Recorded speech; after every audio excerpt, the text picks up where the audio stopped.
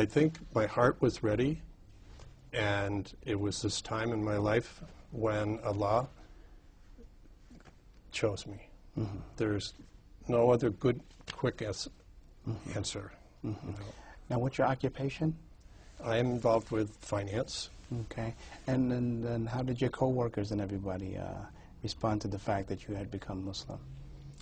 Well, the ones that had known me for quite some time, they raised their eyebrow, and they said, "Come on, what is this?"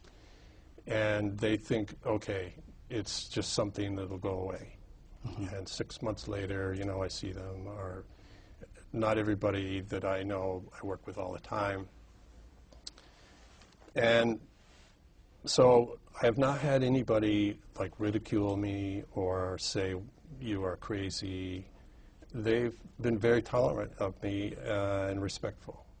And one of my very good friends who is ethnic Chinese, he is a born-again Christian. He is the most supportive of my friends. Right. And I pray at work, and there's nobody telling me not to do that, and I'm able to have privacy. And everyone, including the president of the company I work for, knows, and nobody confronts me with it or complains. And as you mentioned before, that you're a serious guy. And if a serious person like you was not Muslim, and it was just to watch the news and read the newspapers, as it stands today, what do you think that the opinion of Islam they would come away with? I'm sorry to say that it's the opinion that comes out quite often in the network news, where there's a very small amount of time spent on things, perpetuates a lot of stereotypes that the Western world is predisposed to believe. There are a lot of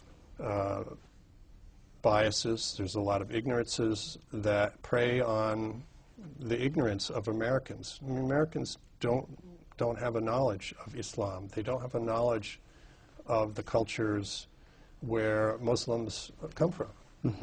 And it's not that they have meanness towards them, but it's ignorance.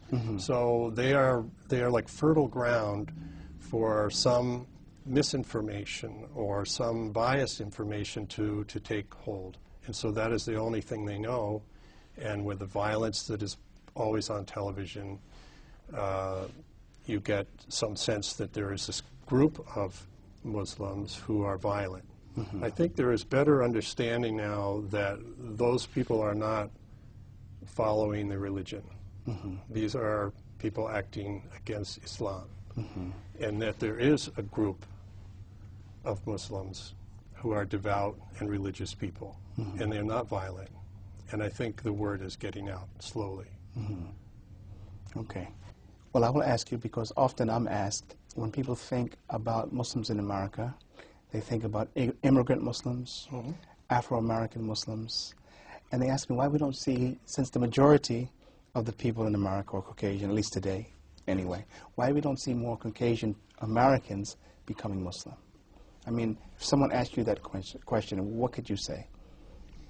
Well, there's nothing specific to being a Caucasian American that would prohibit that.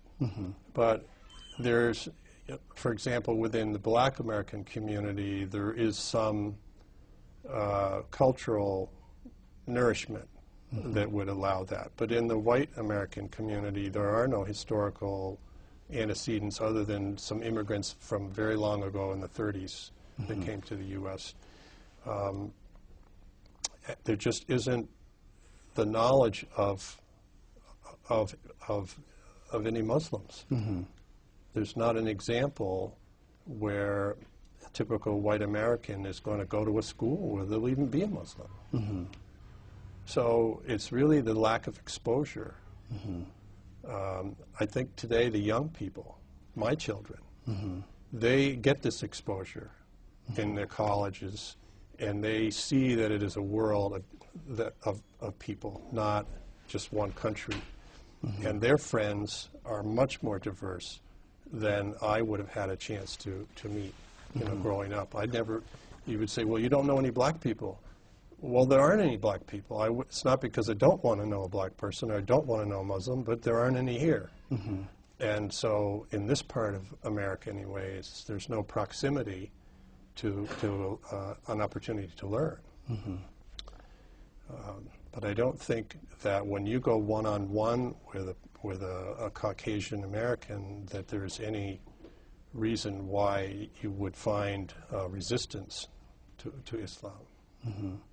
And as you studied and learned about Islam, do you think there are things from Islam and Islamic culture that the society, the culture here in America could benefit from? Oh, there are lots of things. America is based on consumerism. And consumerism is beginning to really erode the society because it creates so much debt. To keep being a consumer, there's always this borrowing, and people's lives become caught up in that. And that is not always the best quality of life if you're working to pay bills and working to borrow money and just to have things. And most people, when they get to be my age, they realize that those things are not making you happy. They're not fulfilling. There will always be an empty part in your soul that is not complete and without your religion. The way women are treated in this country, there is a strong sense of... Let me ask you, I'll let you elaborate. Yes. But, I mean, women around the world, when they think about women in America, they think they're the women who have the ultimate freedom in the world, and they think that if they could live someplace and be a woman, that the United States is the place they would come from. So when you say the way the women are treated or the way the women are in America, some people might not understand that because we see that in America is the land of the free, women are free. How do you see that? Well, I think the freedom that women have in America is multifaceted. There is the freedom to get an education, to pursue careers, that type of thing, to choose about family, life, and these matters. But so often what people look at when they say, oh, look at the American women, look at what they have, it tends to be a material item that they're saying, look at the wealth they have, or look at the car they can drive, or look at the kind of clothes they can wear. And I don't know that that's really a measure of freedom. I think women from other countries looking at American women, they're looking at a stylized dream of some kind, that American women, unless they're from Hollywood, they still have very practical issues and concerns, and they've not reached any point where their cares in life are gone. They worry about other things. But the part of the culture that you asked me about that I think is a little disturbing is the way that women are used as objects to advertise things, and using them in a way that uses their sexuality rather than what is in their heart. And the women are portrayed like that a lot in American society, and I don't know that that is a good thing.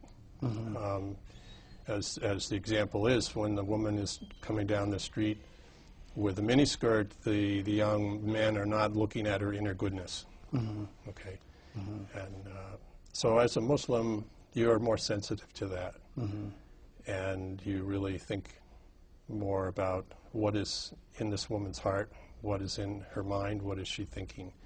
And I think in America,